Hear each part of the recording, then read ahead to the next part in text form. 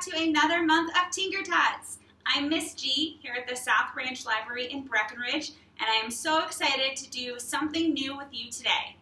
I hope everyone loved Walking Rainbows. Today is going to be just as colorful, but a little bit different. We will be making kaleidoscopes. I'm so excited. Before we get started, I do want to remind you guys why I'm not wearing a mask. As always, I'm in the J room here at the South Branch Library in Breck.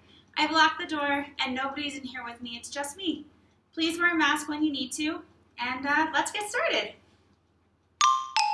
The first step to our kaleidoscopes is actually my favorite and the most fun part, but before we decorate them, let's see what's in that bag, okay? So we have our toilet paper roll, which is what we'll need now, so we're gonna leave that out. We also have a piece of a straw with a little bendy part. We're gonna put that off to the side. We should have 3 of these white circles already cut out for us. Let's put that off to the side as well. And then last but definitely not the least, one of the most important parts is this shiny mirror paper. There are actually 3 pieces already taped together and ready to go, but we're not ready for it just yet. So we're also gonna put that off to the side.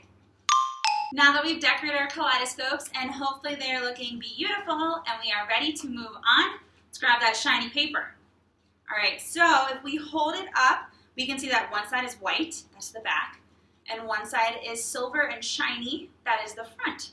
On the back side, the white side, there are 2 pieces of tape holding these 3 pieces together. So what we're gonna do is we're gonna fold our sides, the 2 on the outside, up so that they touch and meet in the middle.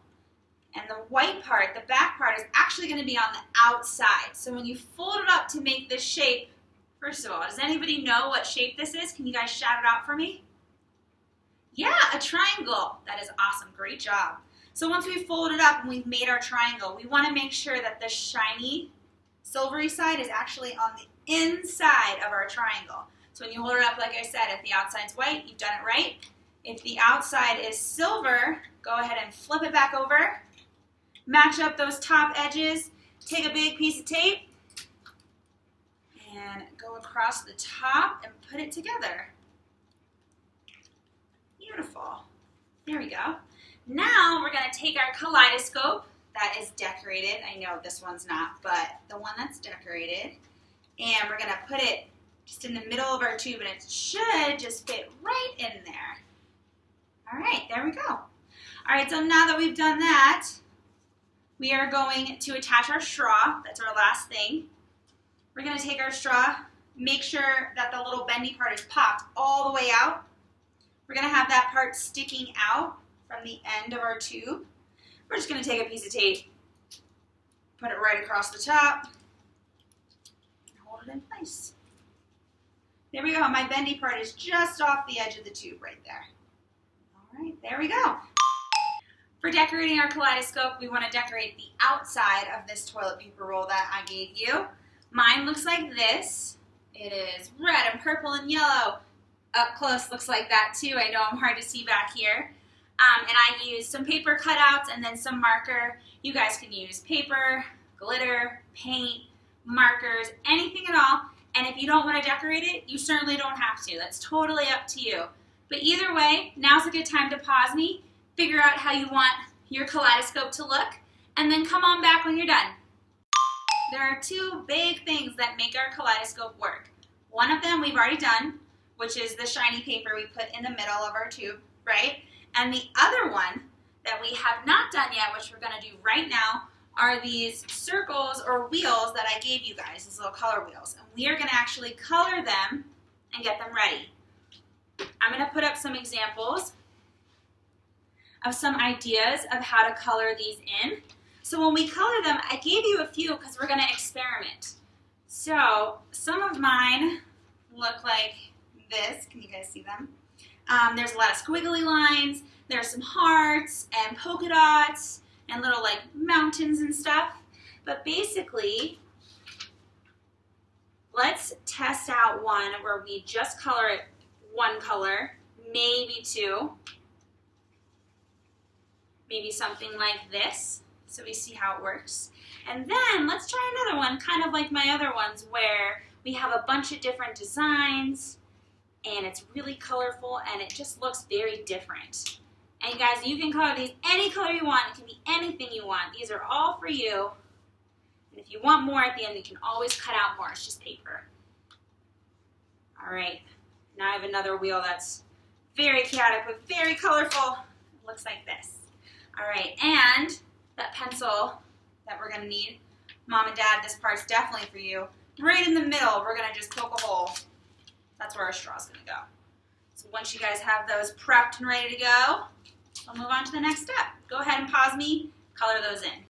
So how do kaleidoscopes work? Just like when you look in the mirror. When you look in the mirror and you see yourself, that is called your reflection. So basically, anything you put in front of a mirror will be reflected, see that, back onto it.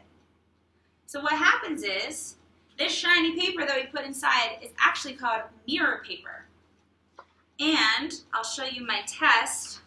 I drew half a star here. I'm going to hold up my paper to it, and I'll line it up, hopefully well. And if you guys see there, it's actually reflected into my mirror, and it makes a whole star. The same is true with my half of a heart, which hopefully will look like a good heart when I'm done.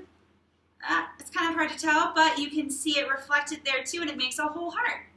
So that is how it works. And since we have 3 of these mirrors in there, when we put our wheels on our kaleidoscopes, we're going to see some really, really cool designs. So go ahead and pick your favorite. We're going to take the side that's colored and make sure that's the side that's going to be right on top of our kaleidoscope. So when we slide it on our straw, we're going to line it up on one of the bendy parts, right up against the top like this.